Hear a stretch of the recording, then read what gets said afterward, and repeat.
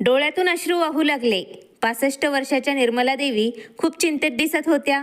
सतत आजूबाजूला अस्वस्थ नजरेने पाहू लागल्या. त्या बऱ्याच वेळाने बस स्टॉपवरती बसलेल्या होत्या. बस स्टॉपवरती एक छोटा पुस्तकांची विक्री करणारा दुकानदार 30 वर्षांचा प्रशांत त्यांच्याकडे बराच वेळाने पाहू लागला.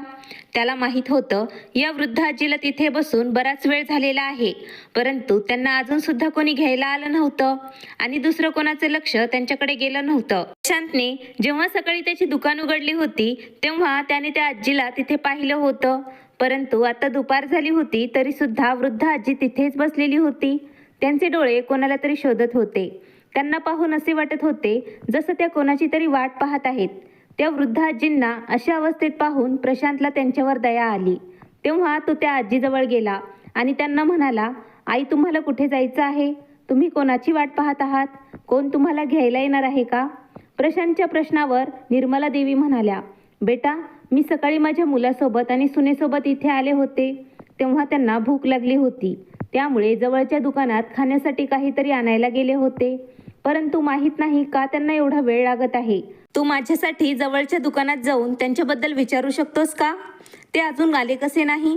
त्यांचं बोलणं ऐकून प्रशांत म्हणाला, परंतु आई, पुण्याला जाणारी बस सकाळीच निघून गेली आहे. हे ऐकून निर्मला देवी म्हणाल्या, नाही नाही बेटा, तुला काहीतरी गैरसमज झाला आहे. माझा मुलगा त्याच्यासोबत मला पुण्याला घेऊन जाणार होता. तो इथे जवळच गेला आहे. माहीत नाही त्याला एवढा वेळ का लागत आहे. कदाचित तो येत असेल. बरं, ठीक आहे आई, जेव्हा तुमचा मुलगा येईल तेव्हा तुम्ही त्याच्यासोबत जा. परंतु आत्ता तुम्हाला भूक लागली असेल ना, मी तुमच्यासाठी काही खायला घेऊन येऊ का? प्रशांतने विचारलं. तेव्हा निर्मला देवींच्या चेहऱ्यावर हसू आणून त्या म्हणाल्या, नाही बेटा, मला खाण्यासाठी काहीच नको आणू, परंतु माझ्यावर एक उपकार कर. जर तुला शक्य झालं तर माझ्या मुलाला बोलावून आण. त्याचं नाव अतुल आहे. तेव्हा प्रशांत म्हणाला, ठीक आहे आई, मी बघून येतो. असं बोलून प्रशांतने जवळपासच्या सर्व दुकानावरती जाऊन पाहिलं, परंतु अतुल नावाचा एक सुद्धा व्यक्ती त्याला नाही सापडला. सर्व ठिकाणी पाहिल्यानंतर प्रशांत निर्मला देवीजवळ येऊन म्हणाला, आई, मी सर्व ठिकाणी पाहून आलो आहे, परंतु तुमच्या मुलाचा आणि तुमच्या सुनेचा काहीच पत्ता नाही. प्रशांत जो मागच्या 5 वर्षापासून बस स्टॉपवर पुस्तकांचे दुकान चालवत होता, त्याला समजण्यासाठी काही उशीर लागला नाही. आज एका प्रेमळ आईचा मुलगा आणि त्यांची सून त्यांची फसवणूक करून बस स्टॉपवर त्यांना एकटीला सोडून गेले आहेत. महानगरमध्ये नेहमी अशा घटना घडत असतात, जिथे वृद्ध झाल्यानंतर त्यांच्या आईवडिलांना कोणाला जवळ ठेवावंसं वाटत नाही. तेव्हा प्रशांत म्हणाला, आई, एक बोलू का तुम्हाला? वाईट वाटू देऊ नका. इकडे प्रत्येक दिवशी असं कोणीतरी येत असतं ज्यांना त्यांचा मुलगा किंवा सून किंवा नातू इकडे सोडून निघून जातो. आणि इथेच नाही तर कोणी मंदिरात, कोणी पार्कमध्ये सुद्धा सोडून जातात. आजकाल मुलं त्यांच्या आईवडिलांना सोडून निघून जातात. प्रशांतचं बोलणं ऐकून निर्मला देवी उदास होऊन म्हणाल्या, नाही नाही बेटा, तू तर माझ्या मुलाला ओळखत सुद्धा नाहीस, तरी सुद्धा तू माझ्या मुलाबद्दल असं कसं काय बोलू शकतो की तो माझी फसवणूक करून मला इकडे सोडून निघून गेला आहे? तू त्याला व्यवस्थित पाहिलं नसणार आहेस. नाही आई, मी सर्व ठिकाणी चांगलं शोधून आलो आहे, प्रशांतने सांगितलं. तेव्हा निर्मला देवी जास्तच काळजीमध्ये पडल्या. नंतर स्वतःची समजूत काढत म्हणाल्या, काही होत नाही, असं सुद्धा असू शकतं. त्याला दुसरं काही काम आलं असेल. थोड्या वेळानंतर तो नक्कीच परत येईल. त्यानंतर प्रशांत त्याच्या कामामध्ये व्यस्त झाला. हळूहळू संध्याकाळ झाली. जेव्हा प्रशांत त्याच्या घरी निघाला होता तेव्हा अंधार पडला होता. संध्याकाळच्या वेळी थंडी पडली होती. बिचारी वृद्ध निर्मला देवी त्यांच्या साडीच्या पदराने स्वतःला कव्हर करण्याचा अयशस्वी प्रयत्न करत होत्या आणि थंडीने त्या थरथर कापू लागल्या. प्रशांत एक चांगला माणूस होता. त्याने निर्मला देवीजवळ येऊन त्यांना विचारलं, आई, तुम्ही कुठे राहतात? तुमचं नाव काय आहे? आणि तुमचा मुलगा कुठे राहतो? तुम्हाला माहीत आहे का? तेव्हा निर्मला देवी यांनी त्यांचं नाव सांगत म्हणाल्या, बेटा, मला माझ्या मुलाच्या पुण्यातील घराचा पत्ता माहीत नाही आणि मला हे सुद्धा माहीत नाही तो कोणत्या कंपनीमध्ये काम करतो, त्याचं ऑफिस कुठे आहे. आता काही दिवसांपूर्वी माझा मुलगा मला गावातून शहरात त्याच्याजवळ घेऊन आला होता. इथे मी माझा एकुलता एक मुलगा, माझी सून आणि माझ्या 14 वर्षांच्या नातवंडासोबत राहत होते. नंतर माझ्या मुलाने मला सांगितलं त्याची पोस्टिंग आता पुण्यात झाली आहे, त्यामुळे मी त्यांच्यासोबत तिकडेच जात होते. आता तर वाट पाहत आहे, रात्र झाली होती, परंतु अजून सुद्धा कोणीच आलं नव्हतं. तेव्हाच प्रशांत म्हणाला, आई, जर तुमच्या मनात असेल तर तुम्ही माझ्या घरी येऊ शकता. माझ्या कुटुंबात माझी पत्नी आणि माझे 2 मुलं आहेत. जर तुम्हाला योग्य वाटत असेल तर आजची रात्र तुम्ही आमच्या घरी राहा, सकाळी परत इकडे या. तेव्हा निर्मला देवी म्हणाल्या, नाही बेटा, जर मी इथून निघून गेले आणि माझा मुलगा अतुल इथे आला तर तो मला शोधेल आणि मी त्याला नाही सापडले तर तो चिंतेत पडेल. तू जा बेटा, मी इथेच बरी आहे. तेव्हाच प्रशांतने त्याच्या दुकानात असलेली चटई तिथे टाकली आणि त्याच्या बॅगमधली शॉल काढली आणि निर्मला देवी यांच्या अंगावरती टाकत म्हणाला, आता तुम्ही मला तुमचा मुलगा मानलंच आहे तर तुम्ही इथे आरामात बसा. रात्री थंडी जाणवेल, त्यामुळे तुम्ही आजारी पडायला नको. तेव्हा निर्मला देवी शॉल घेऊन तिथेच बसल्या आणि प्रशांतला आशीर्वाद देऊ लागल्या. जाण्या अगोदर प्रशांतने जवळच्या हॉटेलमधून जेवणाचं ताट विकत घेतलं आणि निर्मला देवी यांना देऊन त्यांच्या घरी निघून गेला. घरी गेल्यानंतर प्रशांतने त्याच्या पत्नीला आज घडलेल्या सर्व गोष्टी सांगितल्या.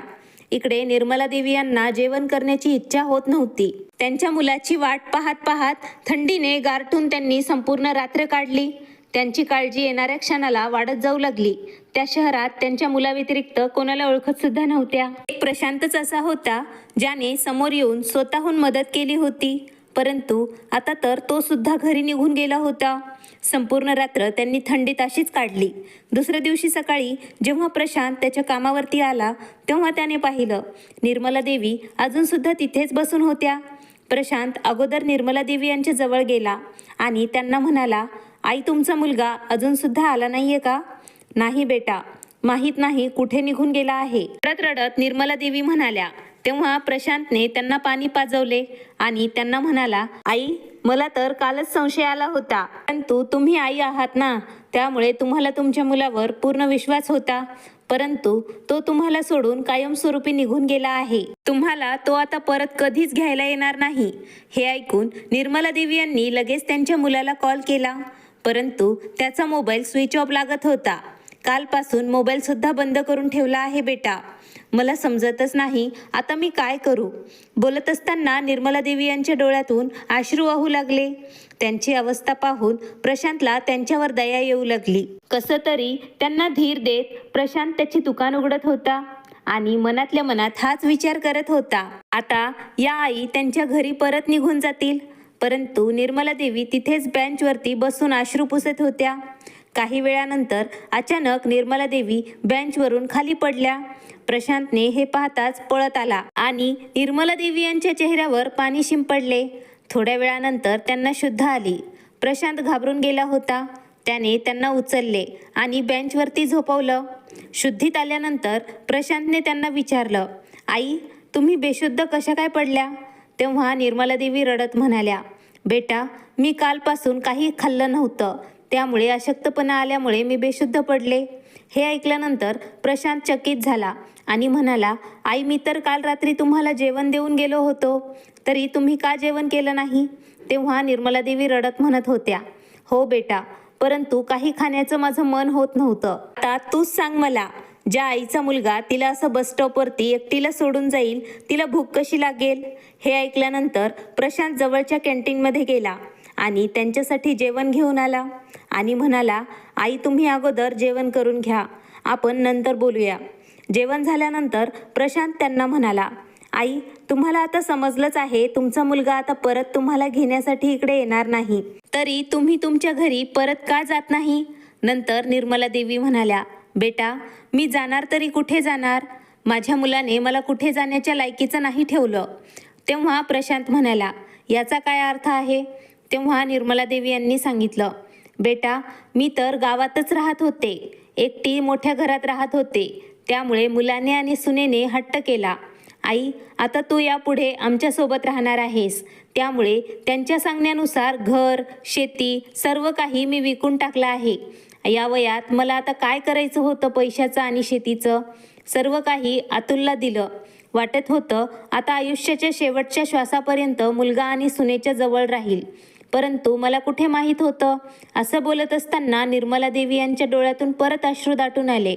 हे ऐकल्यानंतर प्रशांतला खूप वाईट वाटलं, परंतु तो काय करणार होता? स्वतः एक लहान दुकान चालवून कसं तरी कुटुंबाचा गाडा पुढे नेऊ लागला.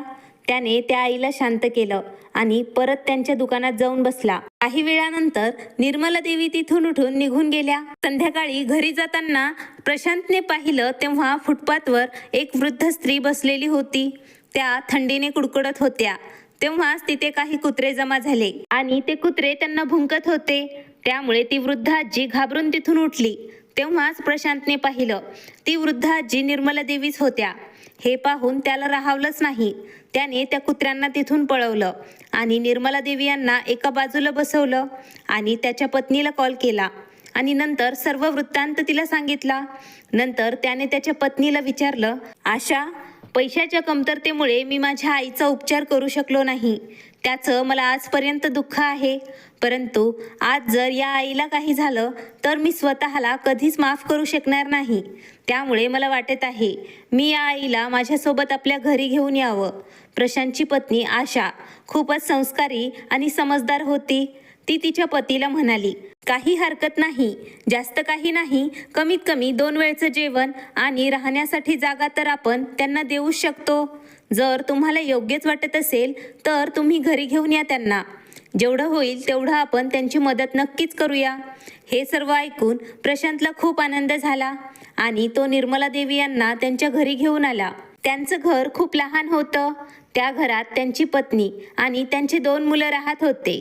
त्यांच्या घरी गेल्यानंतर निर्मला देवी म्हणाल्या, बेटा प्रशांत, माझ्यामुळे तुम्हाला उगाच त्रास होईल. देवाने जे माझ्या नशिबात लिहिलं आहे ते तर होणारच आहे, परंतु माझ्यासाठी तुम्ही स्वतःला त्रास करून घेऊ नका. तेव्हा प्रशांत म्हणाला, नाही आई, आम्हाला आनंद होईल जर तुम्ही इथे आमच्यासोबत राहिल्या तर. तेव्हाच आशा म्हणाली, आई, हे बरोबर बोलत आहेत.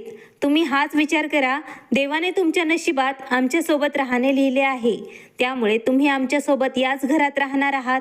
असं बोलत आशा त्यांना घरात घेऊन आली आणि बसण्यासाठी त्यांना खुर्ची दिली.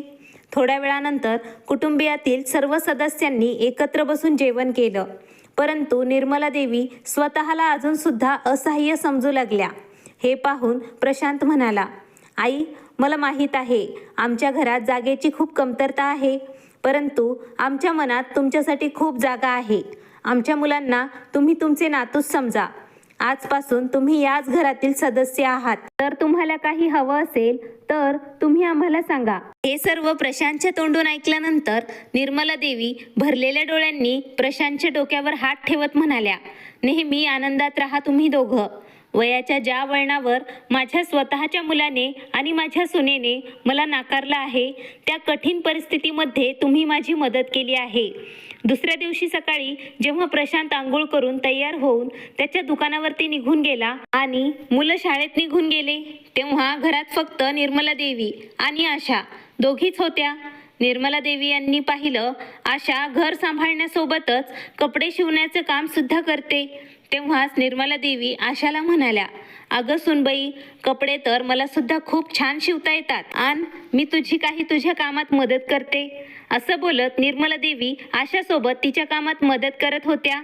काम करत असताना आशाने निर्मला देवी यांना त्यांच्या कुटुंबियातील लोकांबद्दल विचारलं. तेव्हा निर्मला देवी यांनी त्यांच्या मुलाचे आणि त्यांच्या सुनेचे वागणे बोलणे आशाला सांगितले. ते सर्व ऐकून आशा थक्क झाली आणि म्हणाली, आई, त्या दोघांना आत्ता तुमचं दुःख समजणार नाही. त्यांना त्यांच्या दुःखाची जाणीव तेव्हा होईल जेव्हा त्यांचा मुलगा त्यांच्यासोबत असं करेल. पाहता पाहता निर्मला देवी यांनी आशाचे सर्व काम पूर्ण केले. हळूहळू निर्मला देवी त्यांच्या कुटुंबात मिक्स होऊ लागल्या. आता त्या कुटुंबातील एका सदस्याप्रमाणे कित्येक कामात सहभाग घेऊ लागल्या. आता निर्मला देवी आल्यामुळे आशाचे काम खूप चांगले चालू लागले, कारण निर्मला देवी शिलाई कामात तज्ज्ञ होत्या. त्यामुळे लोकांना त्यांचं काम आवडायला लागलं होतं. घरात राहून निर्मला देवी मुलांना पण सांभाळत होत्या आणि बाजारातून भाजी खरेदी करण्यापासून ते लहान मोठ्या जबाबदाऱ्या चांगल्या सांभाळू लागल्या. प्रशांत आणि आशा नेहमी म्हणत होते त्यांच्या घरात वृद्ध व्यक्तीचीच कमतरता भासत होती. ती कमतरता आता निर्मला देवी आल्यामुळे पूर्ण झाली होती. जशा प्रकारे झाडाच्या मुळामुळे झाड मजबूत असतं, तसंच घरात वृद्ध व्यक्ती एका कुटुंबाला त्या झाडाच्या मुळाप्रमाणे महत्त्वाचं आहे. तेच कुटुंबियाला सांभाळून घेतं. एके दिवशी जेव्हा मुलं शाळेत निघून गेले आणि प्रशांत सुद्धा त्याच्या दुकानावर निघून गेला, तेव्हा आशा घरातील कामं करत होती. तेव्हा निर्मला देवी म्हणाल्या, सुनबाई, मी भाजीपाला आणण्यासाठी जात आहे, मला तू बॅग दे. असं बोलून निर्मला देवी भाजी खरेदी करण्यासाठी बाजारात निघून गेल्या. जेव्हा त्या भाजी खरेदी करून घरी वापस येत होत्या तेव्हा त्यांनी पाहिलं, एक अपंग मुलगा लॉटरीचे तिकीट विकत होता. त्याच्याकडे एक तिकीट 100 रुपयाची होती आणि लॉटरीची रक्कम 5 कोटी रुपये होती. निर्मला देवी यांना पाहून तो मुलगा त्यांच्याजवळ आला आणि त्यांना तिकीट विकत घ्या म्हणून विनंती करत होता. तो म्हणाला, आई, एक तिकीट विकत घ्या. काय माहीत तुमचं नशीब चांगलं असेल तर तुम्ही तिकीट विकत घेतलं तर या गरिबाचं सुद्धा चांगलं होईल. हे ऐकून निर्मला देवी यांना त्या मुलावरती दया आली आणि त्यांनी त्या मुलाकडून एक लॉटरीचं तिकीट विकत घेतलं आणि घरी परत आल्या. घरी आल्यानंतर त्यांनी आशाजवळ भाजीची बॅग दिली आणि बाकीचे सर्व काम संपवून दोघी सासू सुना शिलाईचे काम करत होत्या. काम करत असताना निर्मला देवी त्यांच्या साडीच्या पदरात बांधलेलं लॉटरीचं तिकीट काढून आशाजवळ देत म्हणाल्या, आशा, हे लॉटरीचं तिकीट आहे. आज बाजारात गेले होते तेव्हा एका पायाने अपंग मुलगा मला लॉटरीचं तिकीट घ्या म्हणून विनंती करत होता. कदाचित त्याला पैशाची खूप आवश्यकता होती, त्यामुळे मी त्याच्याकडून हे तिकीट खरेदी केलं आहे. काय माहीत आपल्या नशिबात असेल तर आपल्याला लॉटरी लागेल. तेव्हा आशा म्हणाली, आई, मी आजपर्यंत कोणाची लॉटरी लागलेली पाहिली नाही. चला, काही होत नाही, तुम्ही त्याची मदत करण्यासाठी ही तिकीट खरेदी केलं असेल तर मी ठेवून घेते. असं बोलत असताना आशाने लॉटरीचं तिकीट तिच्या पर्समध्ये ठेवलं. महिन्याच्या अखेरीस त्या तिकिटाचा विजेता घोषित केलं जाणार होतं. ज्यावेळी त्या मुलाने निर्मला देवी यांना तिकीट दिलं होतं तेव्हा त्याने त्यांना सांगितलं होतं, महिन्याच्या शेवटच्या तारखेला वर्तमानपत्रात लॉटरीचे विजेताची घोषणा केली जाईल, त्यामुळे तुमच्या तिकिटाला सांभाळून ठेवा.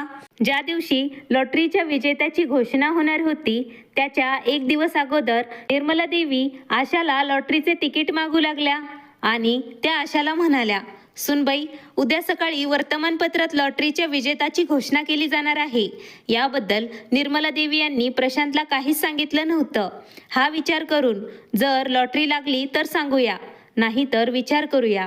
ते 100 रुपये कुठेतरी हरवले आहेत, कारण त्याने जर अपेक्षा ठेवली तर त्याला दुःख होईल. त्यासाठी आशा सुद्धा तयार झाली. आता लॉटरीच्या विजेताची घोषणा करण्यात येणार होती, त्यामुळे आशा प्रशांत गेल्यानंतर लवकर जाऊन वर्तमानपत्र घेऊन आली. लॉटरीचे 3 विजेता घोषित केले जाणार होते.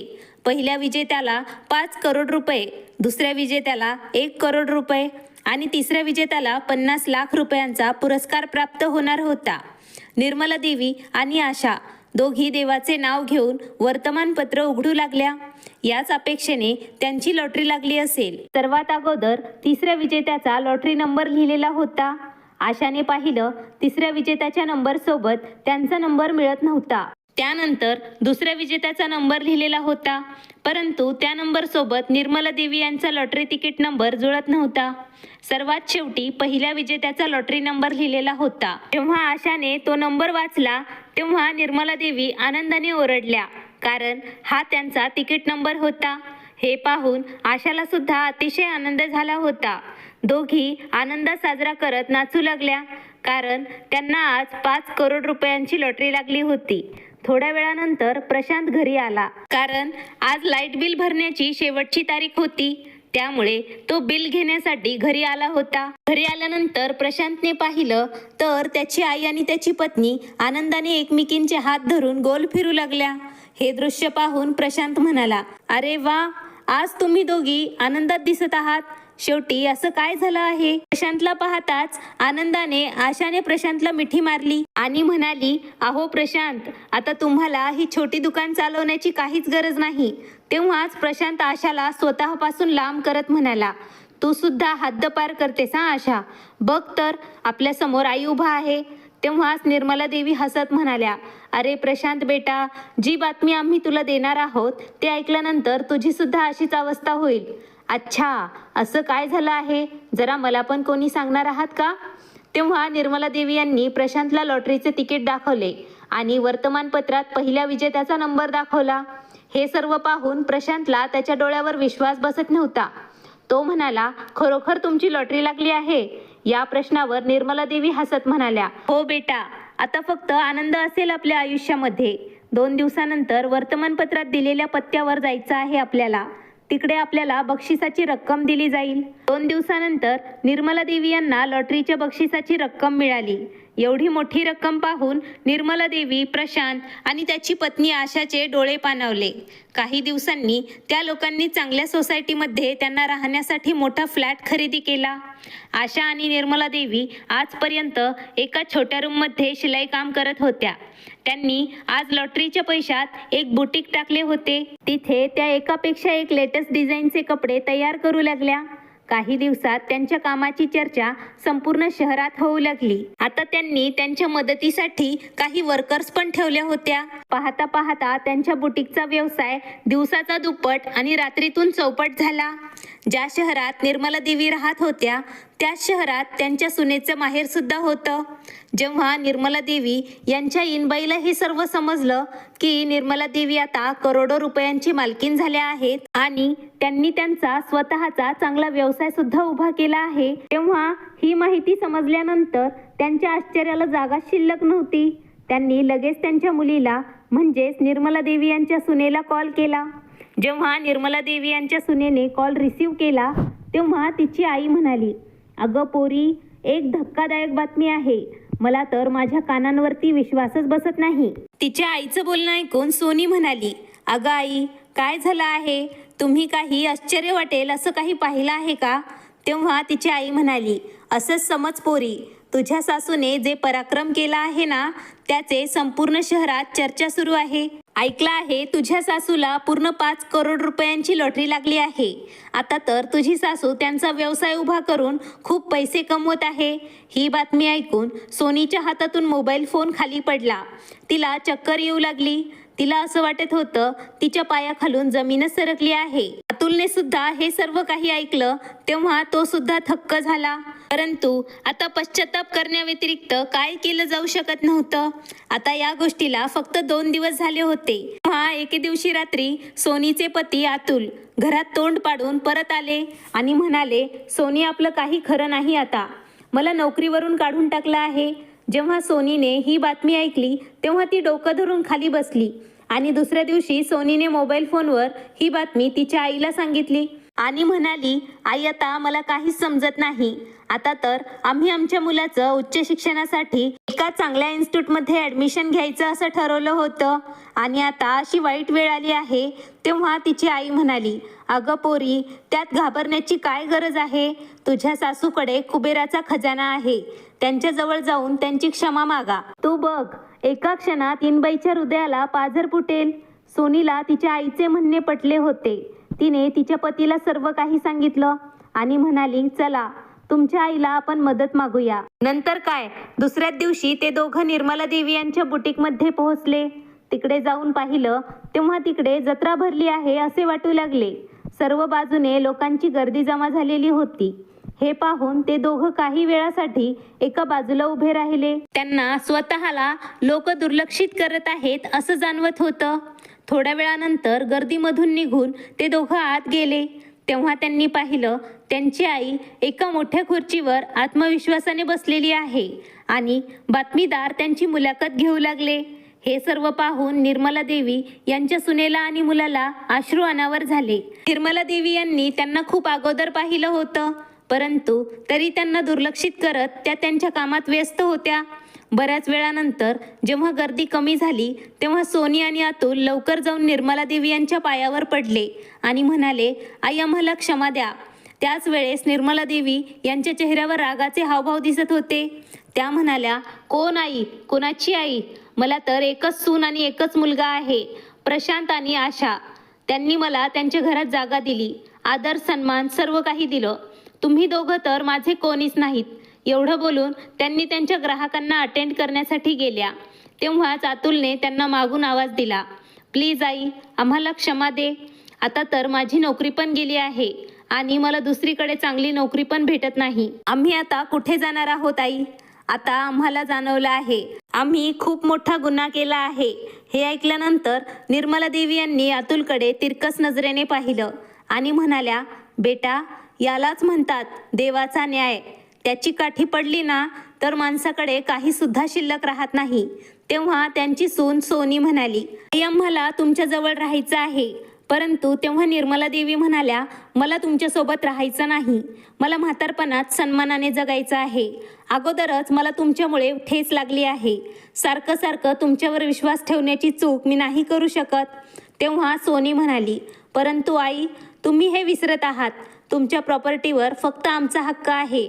तेव्हा निर्मला देवी म्हणाल्या, कोणत्या हक्काबद्दल बोलत आहात तुम्ही दोघं? ते हक्क त्याच दिवशी संपला होता ज्या दिवशी तुम्ही मला दारोदारी फिरण्यासाठी बस स्टॉपवरती सोडून गेले होता. त्यांच्या आईच्या तोंडातून हे सर्व ऐकून दोघं, सून आणि मुलगा निशब्द झाले आणि आश्चर्याने एकमेकांकडे पाहू लागले. नंतर सन्मानाने निर्मला देवी म्हणाल्या, तुम्ही इकडे पाहुणे म्हणून आले आहात, त्यामुळे काहीतरी खाऊन पिऊन जा. असं बोलत निर्मला देवी यांनी त्यांच्या नौकरांना चहा आणायला सांगितलं.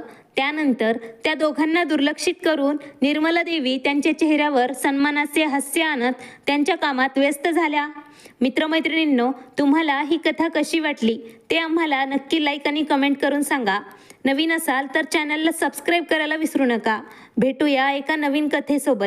तोपर्यंत काळजी घ्या. धन्यवाद. आभारी आहोत.